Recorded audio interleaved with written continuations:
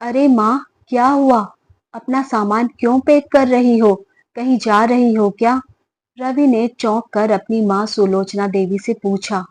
अरे बेटा, कहीं नहीं। वह तेरी मौसी की तबीयत कुछ ठीक नहीं, उनसे ही मिलने जा रही हूँ।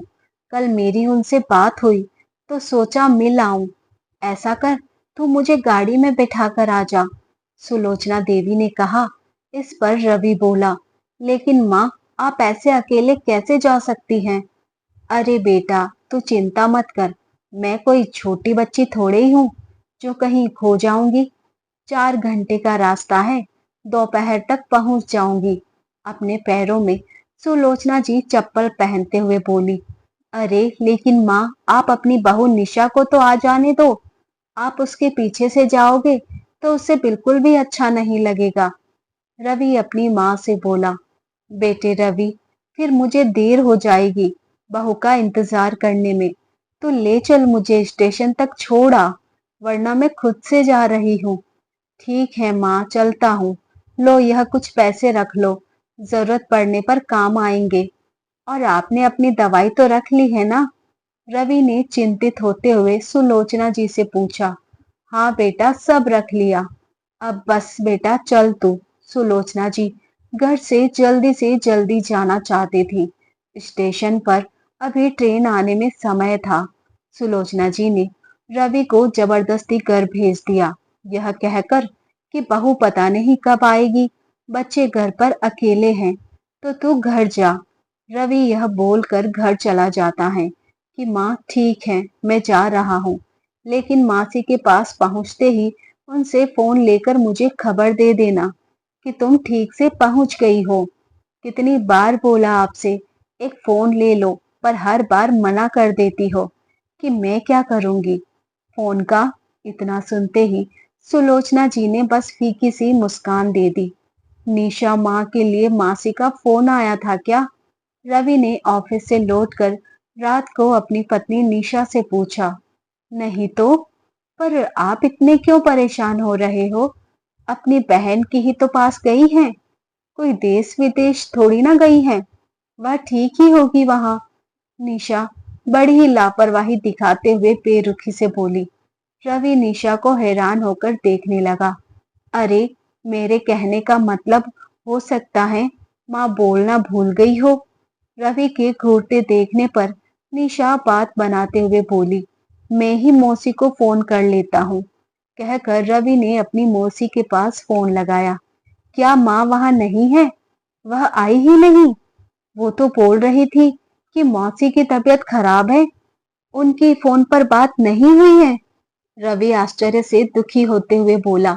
बेटा रवि, तेरी माँ से हमारी बात होती ही कब है? महीनों हो जाते हैं। और बेटा रवि, घर पर सब ठीक तो है ना, जो सुलोचना जी बिना बताए ऐसे चली गई?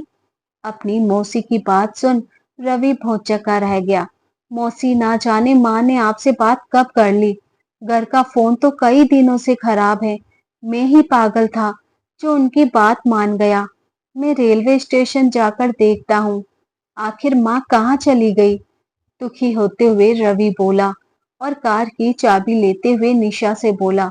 पता नहीं माँ कहाँ चली गई, मैं स्टेशन पर देख कर आता हूँ माँ को। तभी निशा बड़बड़ाते हुए बोली। अच्छा, तो बुढ़िया चली गई। अब यह श्रवण कुमार अपनी माँ को ढूंढने चले। क्या बोली तुम? अनसुनी बात सुन रवि गुस्से में चिल्ला उठा। सच बताओ निशा, तुमने माँ से कुछ कहा तो नहीं? अरे, मैं क्यों कुछ कहने लगी तुम्हारी माँ को? निशा बात बनाते हुए बोली। इसका मतलब तुमने जरूर माँ को कुछ कहा होगा। वह सामने से नहीं बोली और उनके दिल पर लग गई। वह मुझे बिना बोले ही चली गई। रवि निशा को घूरते हुए बोला। स्टेशन पर जाकर देखा तो सुलोचना जी का कहीं पता नहीं चला। वह उदास होकर घर वापस लौट गया। निशा, सच सच बता दो, तुमने माँ को क्या कहा जो वह घर छोड़कर चली गई? जो भी परेशान होते हुए पूछने लगा। लेकिन निशा हर बार यह कहकर मना कर देती कि मुझे कुछ नहीं पता, मैं क्यों बोलूंगी कुछ। तभी उनकी 12 साल की बेटी सौम्या एक कागज हाथ में लेकर आई। देखो पापा, कल मुझे दादी एक कहानी सुना रही थी और देखो कागज पर लिख कर गई है। रवि ने झटपट कर वह कागज का टुकड़ा अपनी बेटी सौम्या के हाथ से लिया और पढ़ने लगा। बेटा, पूरी जिंदगी मैंने तुझसे कोई शिकायत ना की। ससुराल वालों ने कुछ कभी समझा ही नहीं, हमेशा अनमना व्यवहार किया। लेकिन मैं तब भी खुश थी, क्योंकि तेरे बाबूजी प्यार ही इतना करते थे। लेकिन भगवान ने उन्हें भी मुझसे छीन लिया। जब मुझे उनकी सबसे ज्यादा जरूरत थी तो 4 साल का था, तब मैं विधवा हो गई थी। लोगों ने दूसरी शादी करने का सुझाव दिया, लेकिन तू कभी मुझे 1 मिनट के लिए भी नहीं छोड़ता था। तो फिर मैं तेरे लिए दूसरा पिता कैसे ला सकती थी? मैं सब बर्दाश्त करती, तेरे खातिर। एक दिन मेरा बेटा बड़ा होगा, फिर वो मुझे पालेगा। आज मैं इसे पाल रही हूँ। मैंने तुझ पर अपना पूरा जीवन कुर्बान कर दिया, लेकिन अब भी मुझे किसी से कोई शिकायत या कोई गिला नहीं था। बस मेरी वजह से तेरी पत्नी बहुत परेशान रहती है। मेरी वजह से कोई भी परेशान ना हो, यह मैं नहीं चाहूंगी। कल बहू फोन पर अपनी माँ से कह रही थी कि मेरी सास बोझ बनकर मेरे सीने पर पड़ी है। ईश्वर जाने कब जान छूटेगी मेरी उनसे। बेटा रवि, मुझे भी लगता है भगवान के पास जाने का समय आ गया है। मैं वहीं जा रही हूँ। मुझे ढूंढने मत निकलना। तेरी मौसी के घर झूठ बोल कर जा रही हूँ। तू मेरा सबसे अच्छा बेटा है। जिस माँ की तुझे इतनी फिक्र रहती है कि बहू भी तेरे डर से मुझे तेरे सामने कुछ नहीं बोलती थी। अगर मैं तुझसे उसकी शिकायत करती हूँ तो तू यकीन ही नहीं करता। तुम तीनों मेरी जिंदगी हो। मेरी पोती सौम्या का ख्याल रखना। तुम्हारी माँ। रवि पढ़ते पढ़ते निशा को खा जाने वाली नजरों से देखने लगा। सौम्या बेटी, सच सच बताओ, तुम्हारी मम्मी मेरे पीठ पीछे दादी को क्या कहती थी? रवि ने प्यार से अपनी बेटी से पूछा।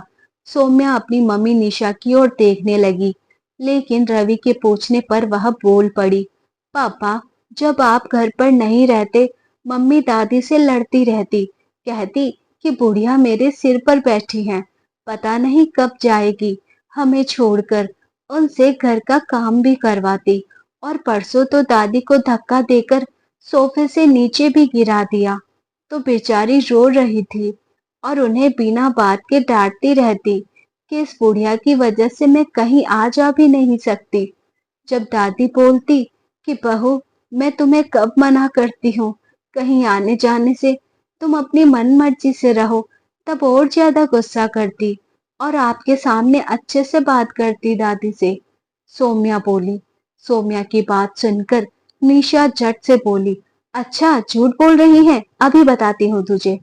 और सौम्या को मारने ही वाली थी कि रवि ने उसका हाथ बीच में ही रोक दिया और सौम्या से बोली, बेटी सौम्या, तुम अपने कमरे में जाओ। और दो जोरदार तमाचे निशा के गाल पर जड़ दिए। हिम्मत कैसे हुई तुम्हारी निशा, मेरी माँ के साथ यह सब करने की? मैंने तुम्हें क्या समझा और तुम क्या निकली? पहले ही बोला था मैंने तुम्हें कि जरा भी दुख दिया मेरी माँ को तो छोड़ूंगा नहीं तुम्हें। और धक्का देकर निशा को फर्श पर गिरा दिया।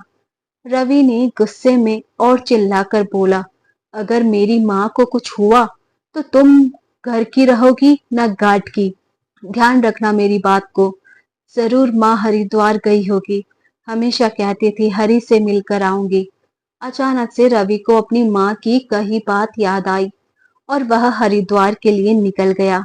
हरिद्वार में जाकर इधर उधर भटकते एक वृद्ध आश्रम में उसे सुलोचना देवी मिल गई। रवि अपनी माँ के पैरों में घिरकर रोने लगा और माफी मांगने लगा। माँ, मुझे इस लायक समझा तुमने और घर छोड़कर यहाँ आ गई। एक बार बोलती तो सही। और सुलोचना देवी को अपने साथ ले आया। घर पहुंचकर तेज आवाज में बोला, यह घर मेरी माँ का है। मैं मेरी माँ का हूँ। मेरी माँ इस घर में मेरे साथ रहेगी। जिसे हमसे परेशानी हो वह यह घर छोड़कर जा सकता है। सौम्या अपनी दादी को देख हमसे लिपट गई। दादी, आप आ गई? सुलोचना देवी ने उसे प्यार किया। माँ, मुझे माफ कर दीजिए। मैंने आपके साथ बहुत गलत किया। अपनी आजादी छीनते देख मैं अपने आप में अंधी हो गई थी। कभी आपको नहीं समझा। मुझे माफ कर दीजिए। आगे से कभी ऐसा नहीं होगा। निशा आंखों में आंसू ले सुलोचना देवी से बोली, बहू मुझे तुझसे कोई गिला शिकवा नहीं। जैसे मेरे लिए मेरा बेटा है वैसी ही तू है। सुबह का भूला शाम को घर आ जाए तो उसे भूला नहीं कहते। माँ, अब से मुझे कभी छोड़कर मत जाना। मुझे वापस से बेसहारा मत करना। रवि रोते हुए सुलोचना देवी की गोद में सर रखते हुए बोला, नहीं जाऊंगी बेटा, कभी नहीं जाऊंगी। सुलोचना देवी अपने बेटे को रोता देख रो पड़ी। निशा आज सिर झुकाए खड़ी थी कि सास ने तो माफ कर दिया, रवि भी कर दे।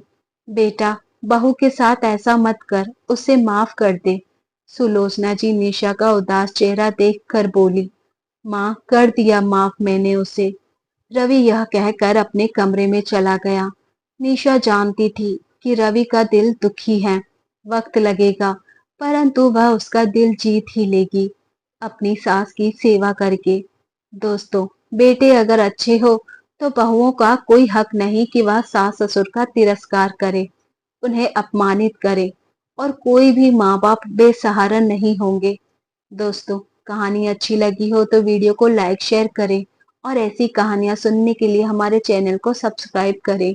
मिलते हैं एक नई कहानी के साथ। धन्यवाद दोस्तों।